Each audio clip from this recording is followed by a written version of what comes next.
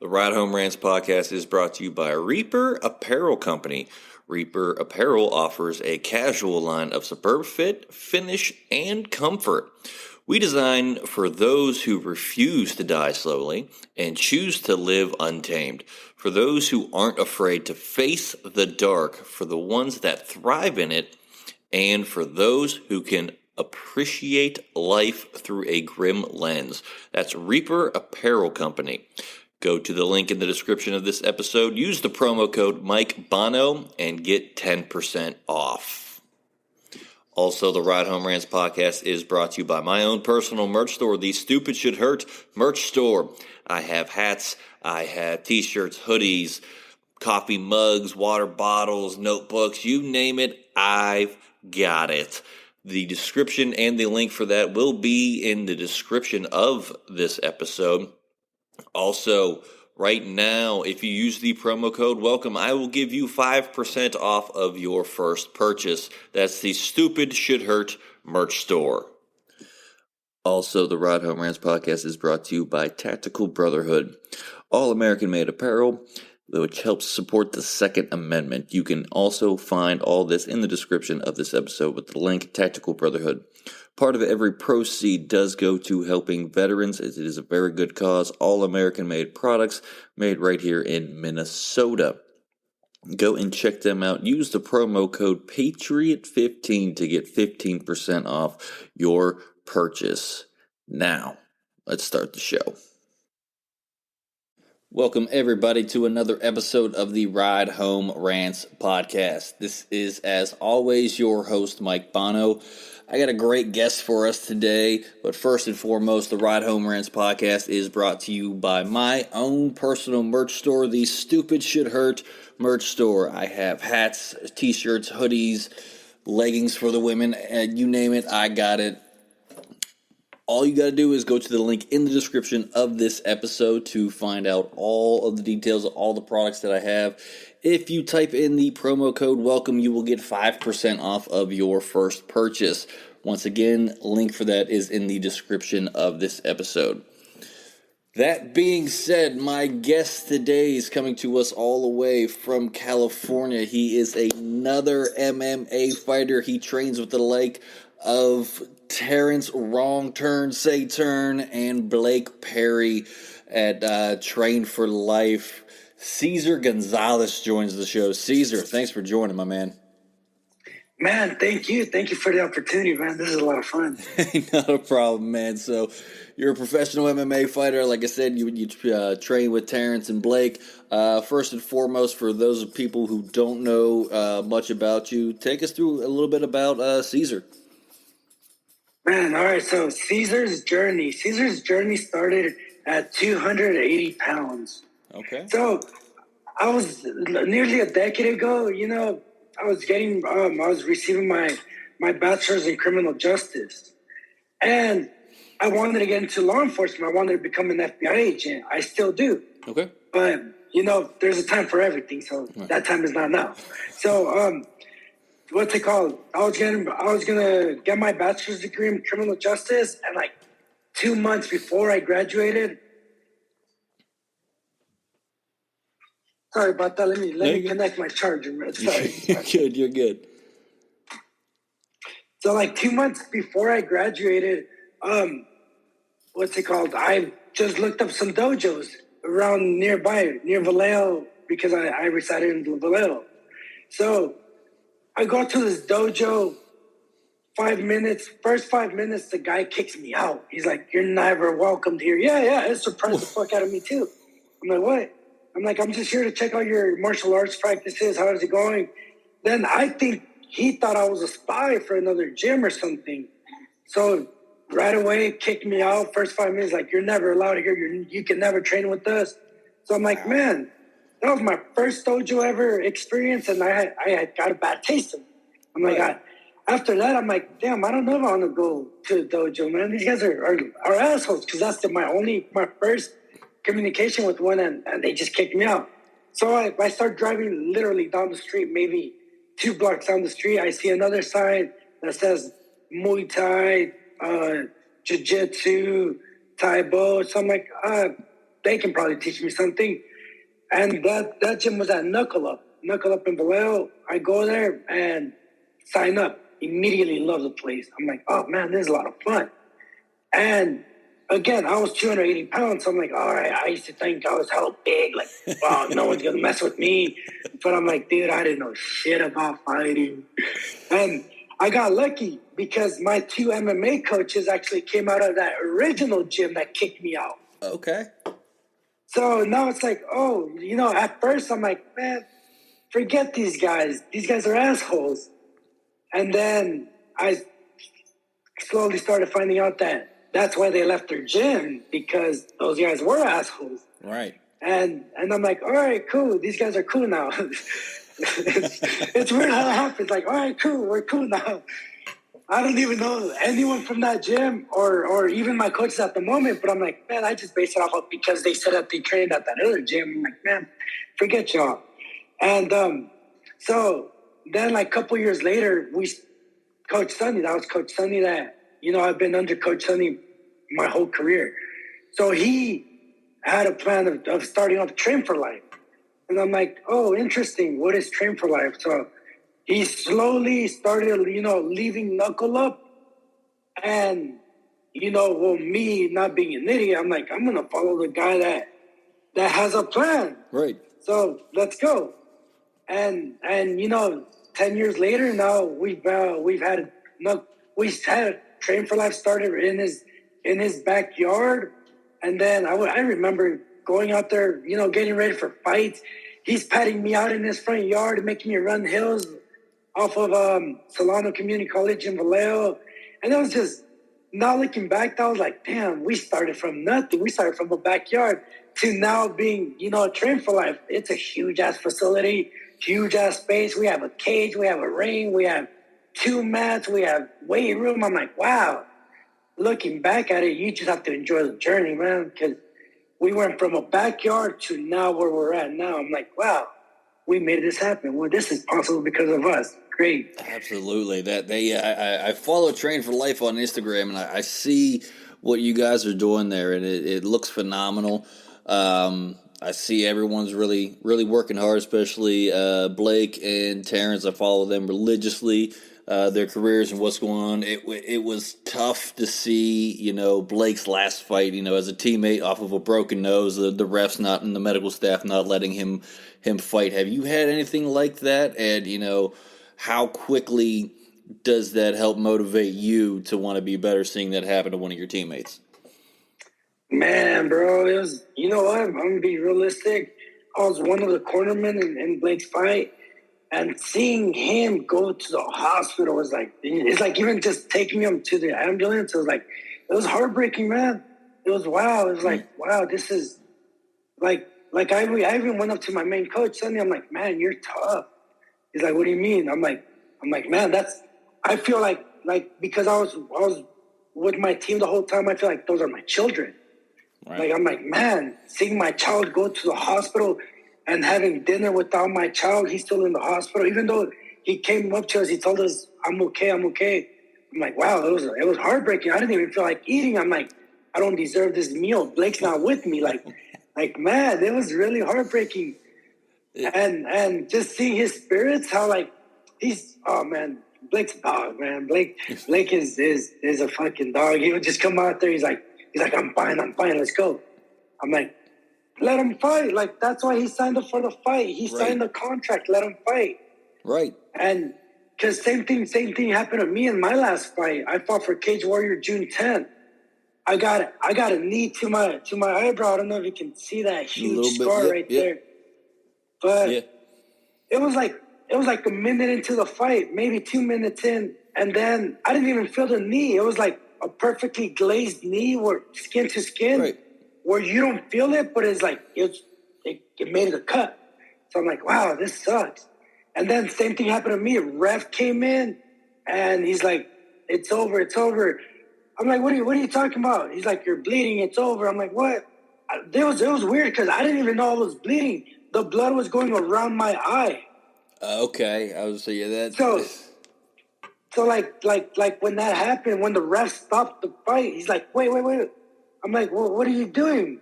He's like, you're bleeding. I'm like, so I go like this with my gloves. I'm like, from where? I see all the blood on my left side. And then I come like this down my eye. Because again, I didn't even know I was bleeding. Come down, my finger went like this deep in the cut. So I'm like, but at the same time, it's like, I respect it, but I don't. Because it's like, man, we know what we signed up for. Right. We signed a contract. Like, let me go out at my own terms. Like, come on. I know you're a doctor. I know you're trying to do your doctor stuff, but at the same time, if I signed a contract, man, let me go out in my own terms. That's one thing. I mean, I get the doctors got to do their jobs, but I religiously watch MMA, the UFC, everything that I can get my hands on with combat sports. And seeing some of the fights that I've seen, like the McGregor-Diaz fights back in the days when they're both bloodied up and they're both just tore up, and they let the fight go. And you know what? I mean, if a fighter to me is telling me I'm good to go, you know what? Like you said, you guys signed the contract. You know this is a brutal sport. You know you're going to get some bumps and bruises, some cuts, broken bones, but you signed up for that. So, like, if a fighter to me is telling me, hey, let me go, I gotta let him go. I mean, that's just me, but, I mean, I understand, we know they're trying to keep every athlete safe in all sports now, but I feel like that's easier said than done in the world of mixed martial arts, you know what I mean? Absolutely. Like we know what we signed up for. Like, come on, we don't want to go through it. We don't want to go through any broken bones, concussions, anything, any cuts, but we know that that's part of the sport. So let us go out the way that we want to go out. Especially if we're saying, yeah, we're good. Like we're not looking like, oh my God, I got this, I'm rocked. No, it's like, man, I'm good. Let me fight.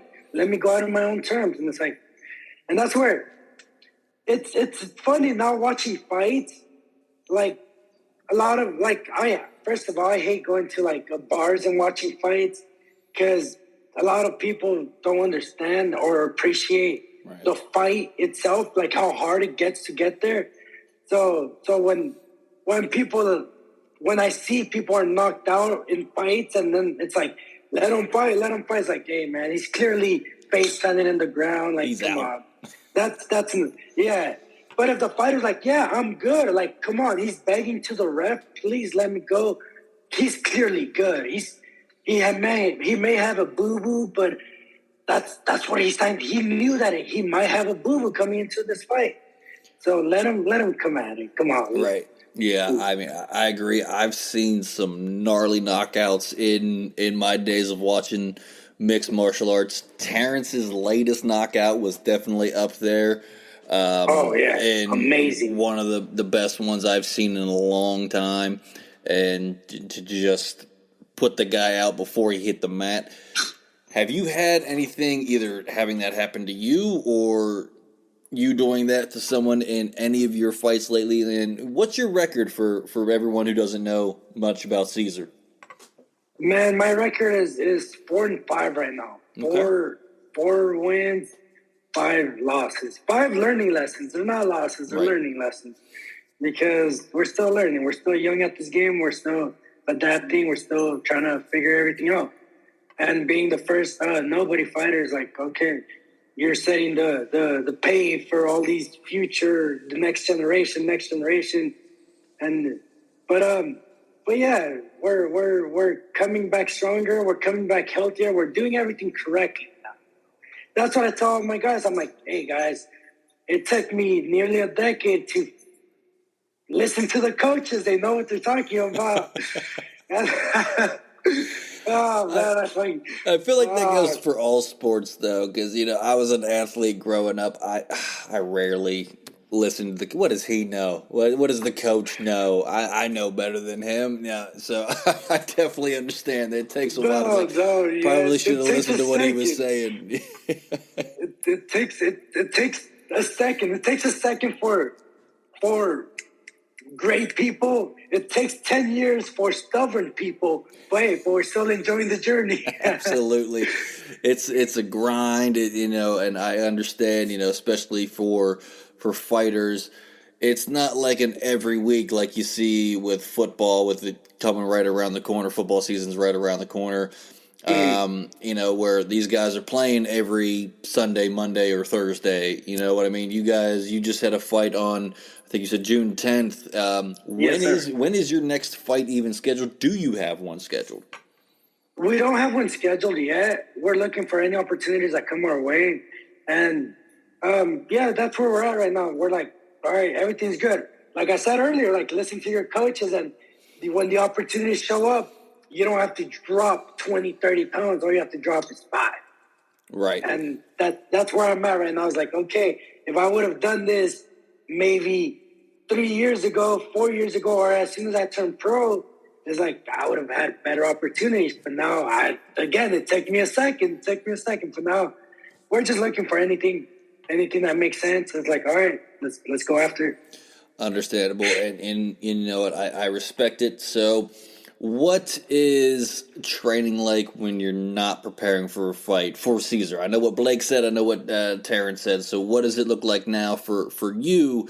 Now that there's no fight scheduled, you're still looking for something. So, how does your training differ from camp when you're getting ready for a fight to now that you're kind of, I guess, quote unquote, off season, if you will, for a sports term there? And what is your training regimen like now? You know what, bro? I'm not even gonna lie. Hey, my training doesn't change at all. Okay. Like on and off the mats, it's still the same. It's still the double days. It's still, making sure that I'm there for the team. I'm making sure that I'm there for myself and for my family. This is a team sport, so I need to make sure that my wife is good at it, is good for me training at these times, and she's all for it. But the only thing that really, really changes is my nutrition. Okay. That I'm very more specific with it. I'm like, okay, now that we're training for a fight, we have to be right on. I've tried. I guess you can say, like I said, I used to weigh 280. Now I fight at 155. I walk around 168, 170. So it's like, okay, the only thing that I've changed is my nutrition. And with that, it's like we've tried everything. We've tried all diets. So that's how I tell my teammates, like, hey, try, and whatever works for you, that's what works for your body. Right. Because for me now it's like every 2 hours I have to have something in my body, get the system rolling, get it, activated. But that's what works for me. Every 2 hours, with whether it's like an apple, some almonds, So what I try to do is eat real food. That's my main goal, is eat real food. Like, okay, it might take me a second to cook it and everything, but that's why we meal prep, but we eat real food. Yeah, I mean, I couldn't do the weight cuts that you guys go through and everything like that. So you cut about 15, 20 pounds to be at fight weight at 155.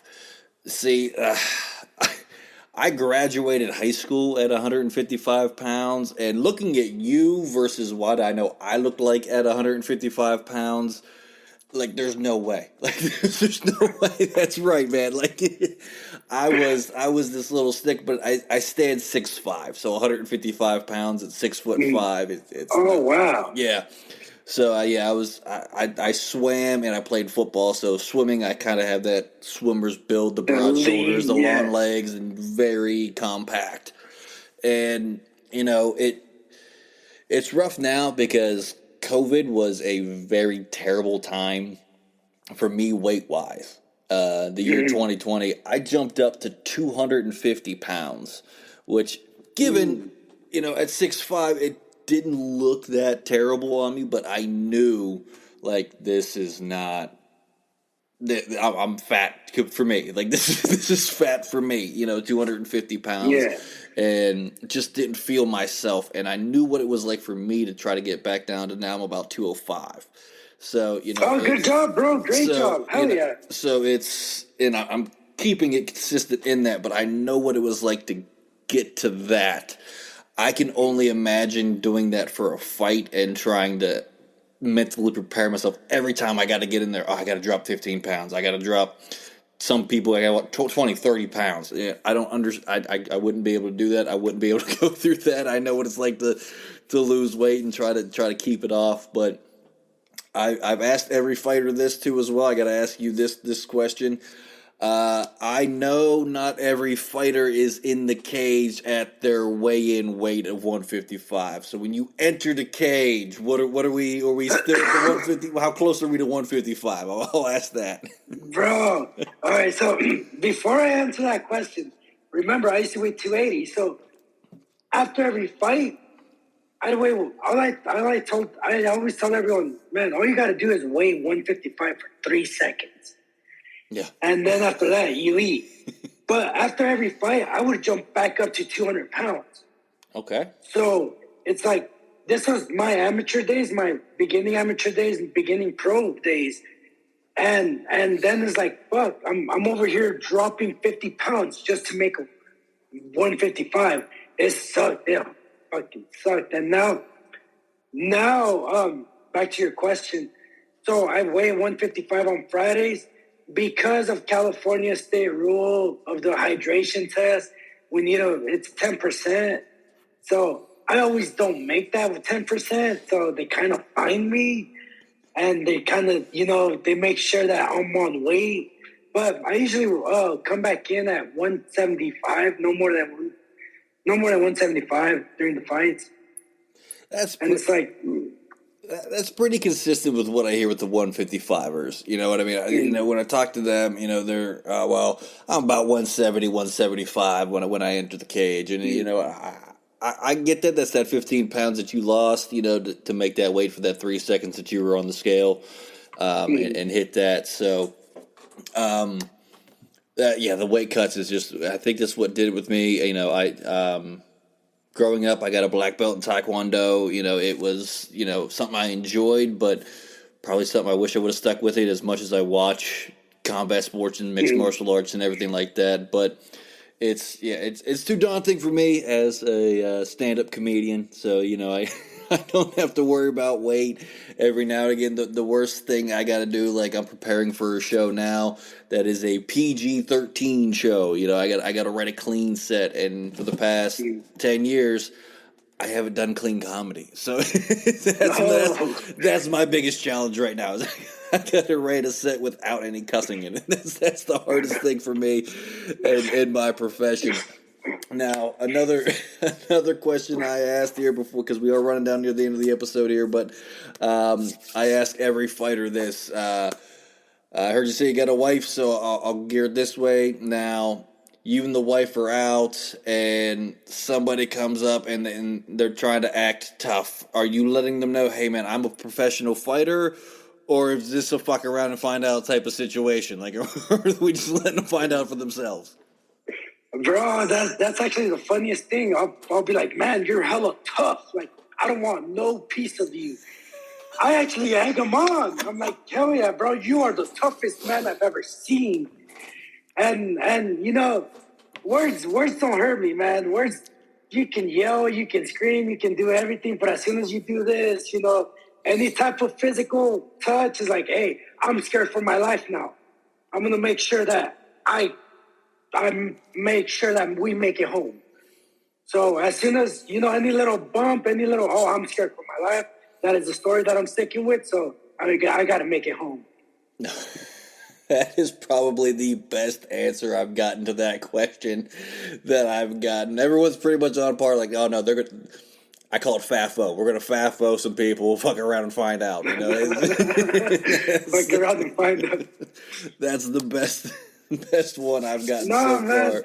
Bro, I fight 7 days a week. Like, when I go out, I want to hang out. I don't want to fight. Right. Like, and the other thing is I fight for money. And I was like, hey, man, I check their pockets. I'm like, hey, how much you got, bro? If they say over $2,000, all right, we fighting, homie. And I'm taking your money home. by far the best answer to that question. Probably in the entire 2 years of this show, that's probably the best answer to a question that I've asked on this show. Cesar, like I said, we are running down near the end of the episode here. I got to get this segment in, otherwise the manager of the podcast will kill me. But it is the Fast Fitty 5. 5 random questions from the wonderful manager of the podcast, Johnny Fitty Falcone. And Cesar, since I know you've listened to the episodes before, these have nothing to do with what we've been talking about for the entire 30 minutes right now. Kind of rapid fire for the new listeners out there, but you can elaborate if you need to. So if you're ready, man, let's get rolling with the Fast 55. Let's get it. All right, question number 1. Which is the best salad dressing? Ranch. All right. It's a good choice. It's a good start, Cesar. I'm a ranch guy. That's a good start. Hell yeah. Question number 2. What was your favorite cartoon growing up? Oh, it's probably what was it? Rocco's Modern Life. Rocco's, wow. Yeah. That takes me back. Yeah, dude, I used to love that show. Number 3. What is your go-to ice cream flavor? Oh, yeah, it's always cookies and cream. Cookies and cream, brother. Absolutely. Question number 4. Do you prefer texting or talking on the phone? Texting. I think that's a pretty standard answer for this. But it's funny because I'll talk text. Like, I'll send my text messages through a voicemail. Okay. Through a voice message. Yeah, so that's how I'm talking to everyone. Like, hey, get this done. All right, you too. All right. Last question here. Who is tougher, rugby players or hockey players? Rugby players, they don't have no pads, no nothing. They're just, hey, let's go. Straightforward. That's Look at it. That's a tough one for me, though. I'm a huge hockey fan, so that's a tough one for me. But I know some rugby players, and they're tough as nails. So, all right, Cesar. Like I said, we are running down near the end of the episode. That was the Fast 55. I give every guest this opportunity on the show, Cesar here. So, I'm going to give you about a minute. The floor is going to be yours. Anything you want to get out there, whether it's just a good message, anything else like that, or whatever you want to get out there, the floor is yours, my man. Man, first thing I want to say, I want to give a huge shout out to my mind coach, Mindset Evolve. I don't know if you can see her on the back, but she's done fucking a huge amount of work with my stubborn ass. Again, I should have listened to my coaches 10 years ago, but it took me a second. So because of her, I'm finally at peace with myself, which means I am finally free to be great. I don't have no stress. Back then, I would be fighting like 8 people inside of my head. And now I'm just one opponent, which is even a whole lot better. And a huge shout out to my dojo, Train for Life, and Saber Jiu-Jitsu. That's my home right there. And thank you to the Ramos family, man. Without them, Train for Life would not be there. And nobody MMA would not be there because of them. Seeing how close they are with family, I'm like, man, that's gold right there. That's how I want to be with my family, leave a legacy behind. And that's exactly what they're doing, training and then I'm leaving Train for Life behind. So that's huge in my core, my values. And huge shout out to, Blake getting me on. And Terrence has a fight September 3rd. He's gonna go out there and knock another guy out. Can't wait for these guys. And then the little brother, little Bobby, he has a fight. He's a Bellator fighter. He's about to go 3-0 October 1st. So we're about to get it. Houston, also he's fighting in August 27th in Napa. He's going to be defending his 125-pound belt. So we have a lot of fights coming up, and we have a lot of work to do still. All right, man. Yeah. Looking forward to all those fights. I do follow Terrence now religiously. I've been following Blake since he's been on the show.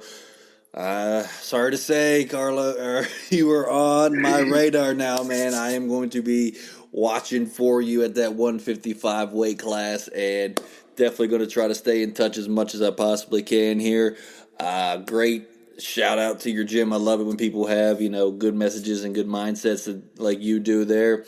And great to talk to you, man. This was a lot of fun. I love talking to fighters. I'm a huge combat sports fan.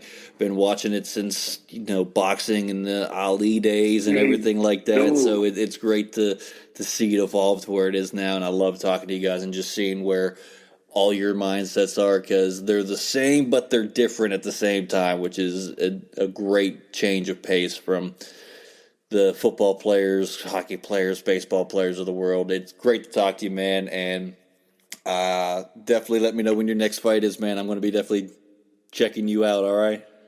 Oh, I sure will. Thank you. Thank you for the opportunity of having me on the show, man. Really appreciate it. Not a problem. That is going to do it for this week's episode of the Ride Home Rants podcast. Cesar Gonzalez, again, thank you for joining the show. We really appreciate it. As always, if you like the show, be a friend, tell a friend. If you don't, tell them anyways. They might like it just because you didn't. That's going to do it for me, and I will see y'all next week. The Ride Home Rants podcast is brought to you by Dubby Energy. Energy drinks made for gamers, streamers, and podcasters alike. For gamers, streamers, and podcasters alike. Go to the link in the description where you can find the best energy drinks out there. Less caffeine than a cup of coffee. Also, no jitters and no crash afterwards. Use the promo code Mike Bono and get yourself 10% off. Also, the Ride Home Rants podcast is brought to you by my favorite sponsor of the show, and that is Shankit Golf. Golf apparel made for the everyday golfer. We might not go out and shoot a 6 under par. We're probably going to shoot a 6 over par, but this is going to give us the gear that's going to help us rock it on and off of the course. Go to the link in the bio, use the promo code Mike Bono, and get yourself 10% off there as well.